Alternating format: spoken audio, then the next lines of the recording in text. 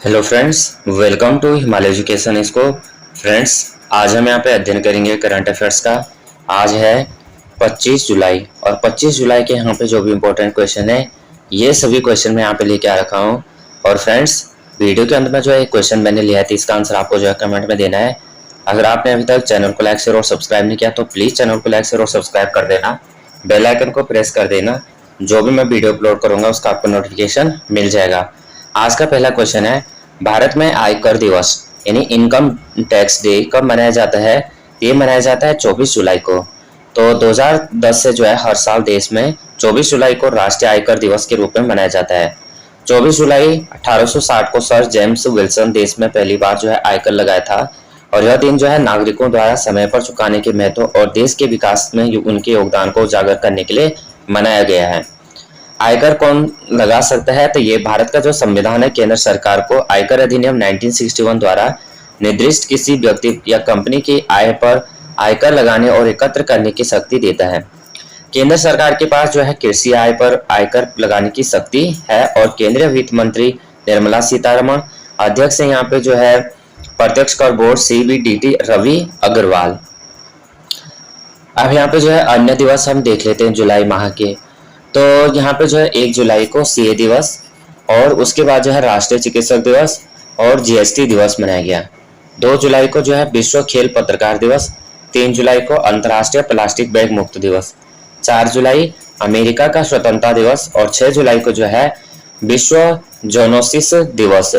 उसके बाद है 7 जुलाई तो विश्व किस्वाहिली भाषा दिवस, 10 जुलाई राष्ट्रीय मत्स्य किसान दिवस, 11 जुलाई को विश्व जनसंख्या दिवस और 12 जुलाई को जो है मलाला दिवस या पेपर बैग दिवस और 14 जुलाई को बेस्टिल दिवस और उसके बाद जो है 15 जुलाई विश्व युवा कौशल दिवस, 16 जुलाई को ICAR का स्थापना दिवस, 17 जुलाई विश्व अंतर्राष्ट्रीय न्याय दिवस, 18 जुलाई नेल्सन मंडेला अंतर्राष्ट्रीय दिवस और 20 जुलाई को जो है अंतर्राष्ट्रीय शतरंज दिवस और अंतर्राष्ट्रीय चंद्र दिवस, 22 जुलाई को पाई सन्निकटन दिवस और राष्ट्रीय आम दिवस। उसके बाद जो है 23 जुलाई तो प्रसारण दिवस जो है 23 जुलाई को मनाया जाता है। तो राष्ट्रीय प्रसारण दिवस 23 जुलाई। नेक्स्ट क्वेश्चन है यहाँ पे, किसने वायु श्वसन प्रणोदन प्रणाली का उड़ान किया है? तो ये क्या है? इसरो ने। तो सियाचिन ग्लेशियर में तैनात होने वाली दूसरी महिला अधिकारी कौन बनी है? ये बनी है सुप्रीता सीटी। तो मैसूर की रहने वाली कैप्टन सुप्रीता सीटी ने सियाचिन में सेना वायु रक्षा कोर की पहली अधिकारी बनकर इतिहास रचा है और सियाचिन ग्लेशियर को हिमालय में पूर्वी काराकोरम पर्वतमाला में स्थित विश्व के सबसे ऊंचे युद्ध क्षेत्र के रूप में भी जाना जाता है। अगला क्वेश्चन, यूकी भावरी फ्रांस अल्बानो ओलिवेटी के साथ कौन सा युगल का खिताब जीता है? तो ये जीता है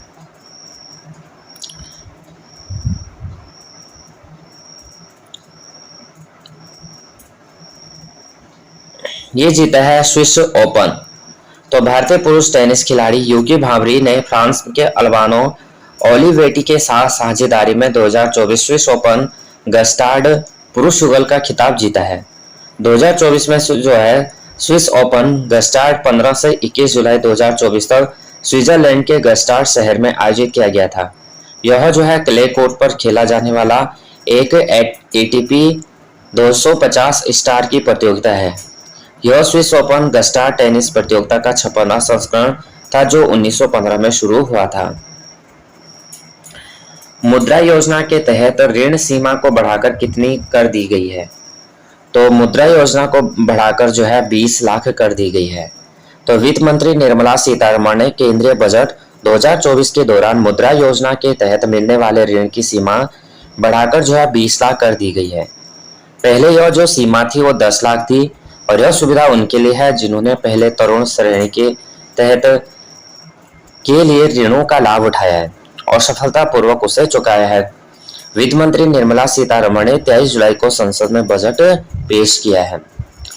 कृष्णन वेंकट सुब्रमण्यम को हाल ही में किस बैंक का CEO और MD नियुक्त किया गया है? ये किया गया है फेडरल बैंक। तो कोची स्थित निजी क्षेत्र के बैंक फेडरल बैंक ने बैंक के नए प्रबंध निदेशक एमडी और मुख्य कार्यकारी अधिकारी सीईओ के रूप में कृष्णन वेंकट सुब्रमण्यम की नियुक्ति की घोषणा की गई है। वह जो है बैंक के सबसे लंबे समय तक सेवारत प्रबंध निदेशक और सीईओ श्याम श्रीनिवासन का स्थान लेंगे। कृष्णन वेंकट जो है सुब्रमण्यम 23 सितंबर 2024 से कार्यभार संभालेंगे। अब यहाँ पे केवी सुब्रमण्यम ने जो है भारतीय प्रौद्योगिकी संस्थान वाराणसी से यहाँ पे जो है इनके बारे में दिया गया है और यहाँ पे जो है 2024 तक कोटक महिंद्रा बैंक के संयुक्त प्रबंध निदेशक थे। फेडरल बैंक जो है एक निजी फेडरल बैंक की स्थापना 23 अप्रैल 1931 को त्रावणकोर फेडरल बैंक लिमिटेड के रूप में की गई थी। 1949 में बैंक का नाम बदलकर फेडरल बैंक लिमिटेड कर दिया गया और 1970 में बैंक एक अनुसूचित वाणिज्यिक बैंक बना गया। मुख्यालय अलुवा कोची केरल में स्थित है। प्रबंध निदेशक मुख्य कार्यकारी अधिकारी श्याम श्रीनिवासन और टैगलाइन है आपका आदर्श बैंकिंग भागीदारी। नीति आयोग ने हाल ही में ग्लोबल साउथ इनोवेशन प्रोग्राम के लिए किसके साथ सहयोग किया है? तो ये क्या है?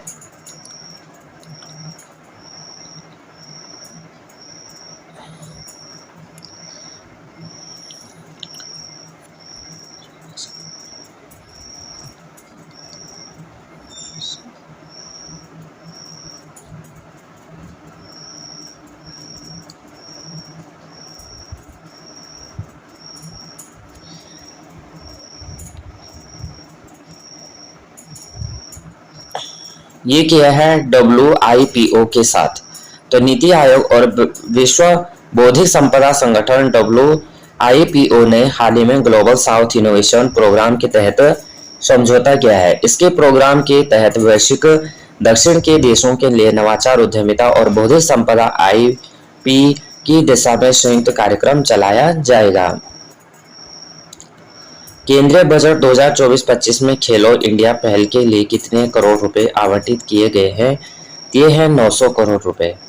तो वित्त मंत्री निर्मला सीतारमण ने केंद्रीय बजट 2024-25 में देश में खेल को बढ़ावा देने के लिए 3,442 करोड़ रुपए आवंटित किए हैं, जिसमें से 900 करोड़ रुपए जो है खेलो इंडिया पहल के लिए रखे गए हैं। यह जो है प्रधानमंत्री नरेंद्र मोदी के नेतृत्व वाली सरकार के तीसरे कार्यकाल का बजट था। केंद्रीय बजट 2024-25 में रक्षा बजट कितना रखा गया है? तो ये रखा गया है 6.22 लाख करोड़। तो 6.22 लाख करोड़ जो है केंद्रीय बजट रक्षा बजट में रखा गया है। तो रक्षा मंत्रालय MOD को किसी वित्तीय वर्ष 24-25 के लिए नियमित केंद्रीय बजट में रिकॉर्ड 6.22 लाख करोड़ रुपए आवंटित किए गए, जो सभी मंत्रालयों में सबसे अधिक आवंटन है। कुल आवंटन पिछले वित्तीय वर्ष की तुलना में 18.43% अधिक है, जिसमें 27.66% पूंजीगत व्यय के लिए निर्धारित है। संस्कृति मंत्रालय किस प्रसिद्ध सिने गायक की 100वीं जयंती के अवसर पर स्मारक डाक टिकट जारी करेगा? तो ये करेगा गायक मुकेश। तो संस्कृति मंत्रालय प्रसिद्ध सिने गायक मुकेश की 100वीं जयंती के अवसर पर उनके सम्मान में 24 जुलाई 2024 को एक स्मारक डाक टिकट जारी करेगा। ये जो कार्यक्रम है आकाशवाणी के रंग भवन में आयोजित किया जाएगा। किस देश के विदेश मंत्री डेविड लेमी भारत की 2 दिवसीय आधिकारिक यात्रा पर आएंगे? ये है ब्रिटेन। तो ब्रिटेन के विदेश मंत्री डेविड लेमी का 24 जुलाई को भारत की 2 दिवसीय यात्रा पर आने का कार्यक्रम है। मुंबई क्रिकेट एसोसिएशन के सबसे युवा अध्यक्ष कौन बने हैं? ते बने हैं अजिंक्य नाइक। तो अजिंक्य नाइक मुंबई क्रिकेट एसोसिएशन के सबसे युवा अध्यक्ष बन गए हैं। MCA के पूर्व अध्यक्ष अमोल काले के निधन के कारण से चुनाव यहाँ पे कराए गए थे। किस देश के दक्षिणी गेज गोफा जिले में घातक भूस्खलन आया है? ये आया है इथियोपिया में। तो इथियोपिया के दक्षिणी गेज गोफा जिले में घातक भूस्खलन हुआ। मीडिया रिपोर्ट्स के अनुसार इस भूस्खलन से मरने वालों की संख्या 155 हो गई है। किस मंत्रालय द्वारा ग्रामोदय संकल्प पत्रिका के आगामी अंक के लिए लेख और सफलता की कहानियों को आमंत्रित किया गया है? ये किया गया है पंचायती राज मंत्रालय। तो पंचायती राज मंत्रालय द्वारा ग्रामोदय संकल्प पत्रिका के आगामी अंक के लिए लेख और इसका मुख्य विकसित भारत पंचायतों की भूमिका है। एनटीपीसी विद्युत भारत निगम लिमिटेड द्वारा किस राज्य में ग्रीन चारकोल प्लांट स्थापित किया जाएगा? ये किया जाएगा हरियाणा में। तो एनटीपीसी विद्युत व्यापार निगम लिमिटेड द्वारा हरियाणा में ग्रीन चारकोल प्लांट स्थापित किया जाएगा।